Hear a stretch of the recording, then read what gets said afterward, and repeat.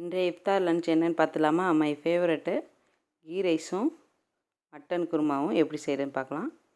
ஒரு குக்கரில் எண்ணெயும் நெய்யும் சேர்த்து நல்லா உருகுனதுக்கப்புறம் பட்டை, கிராம்பு, ஏலக்காய் எல்லாத்தையும் சேர்த்து பொரிய விட்டுட்டு வெங்காயம் நீலவாக்கில் நறுக்கி சேர்த்துக்கிறணும்.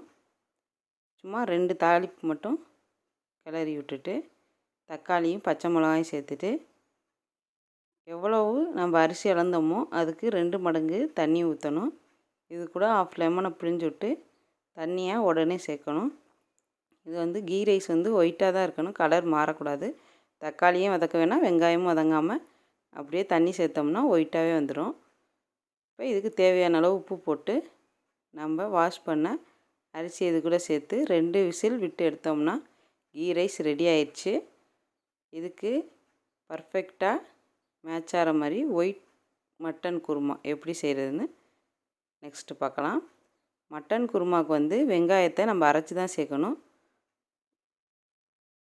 இப்போ ஒரு பேனில் எண்ணெய் ஊற்றி எண்ணெய் காஞ்சதுக்கப்புறம் தக்காளியை சேர்த்துட்டு நம்ம தக்காளி நல்லா வெந்து வர்ற அளவுக்கு வெயிட் பண்ணிவிட்டு இப்போ நம்ம அரைச்சி வச்சுருக்க வெங்காய விழுதையும் இது கூட சேர்த்துடணும்.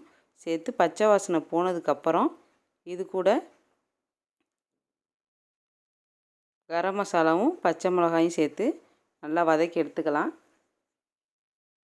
வதங்கினதுக்கப்புறம் வாஷ் பண்ணி வச்சுருக்க மட்டனை இது கூட சேர்த்துட்டு இஞ்சி பூண்டு பேஸ்ட்டு, கொத்தமல்லி, புதினா, தேவையான அளவு உப்பு போட்டு நல்லா கலந்து எடுத்துக்கலாம். இதில் வெறும் மல்லித்தூள் மட்டும்தான் சேர்க்கணும், மிளகாய்த்தூள் சேர்க்கக்கூடாது.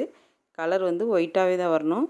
மல்லித்தூளும் எந்த கலவையும் இல்லாமல் வெறும் மல்லி மட்டும் அரைச்ச தூள் மட்டும் இதில் சேர்த்து கிளறி விட்டு மட்டன் முங்குற அளவுக்கு தண்ணி ஊற்றி வேக வச்சு எடுத்துக்கிறணும். எனக்கு 5 விசிலில் மட்டன் வெந்து வந்துச்சு. இப்போ ரைஸும் ரெடி ஆகிடுச்சு. ரைஸை கொஞ்சோண்டு கீ ஊற்றி கருவேப்பிலை போட்டு இறக்குனோம்னா கீ ரைஸ் ரெடி ஆயிடுச்சு. இப்போ மட்டனில் நம்ம வேக வச்சுருக்க உருளைக்கிழங்கையும் இது கூட சேர்க்கணும்.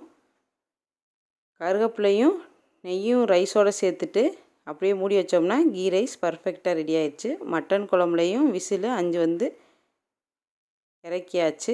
இறக்குனதுக்கப்புறம் இது கூட நம்ம வேக வச்சுருக்க உருளைக்கிழங்கையும் தேங்காய் பேஸ்ட்டையும் சேர்த்து ஒரு விசில் விட்டு எடுத்தோம்னா மட்டன் குழம்பும் ரெடி ஆயிடுச்சு. நீங்களும் ஒரு வாட்டி ட்ரை பண்ணி பாருங்கள். உங்கள் வீட்டில் இஃப்தார் ஸ்பெஷல் என்னங்கிறத கமெண்ட் பாக்ஸில் கமெண்ட் பண்ணுங்கள். நம்ம சேனலை புதுசாக பார்க்குறவங்களா இருந்தால் லைக் பண்ணி, ஷேர் பண்ணி, கமெண்ட் பண்ணி, சப்ஸ்கிரைப் பண்ணிவிட்டு மறக்காமல் பெல் பட்டனை கிளிக் பண்ணுங்கள். ஓகே, நெக்ஸ்ட் வீடியோ சந்திக்கலாம். அஸ்ஸலாமு அலைக்கும்.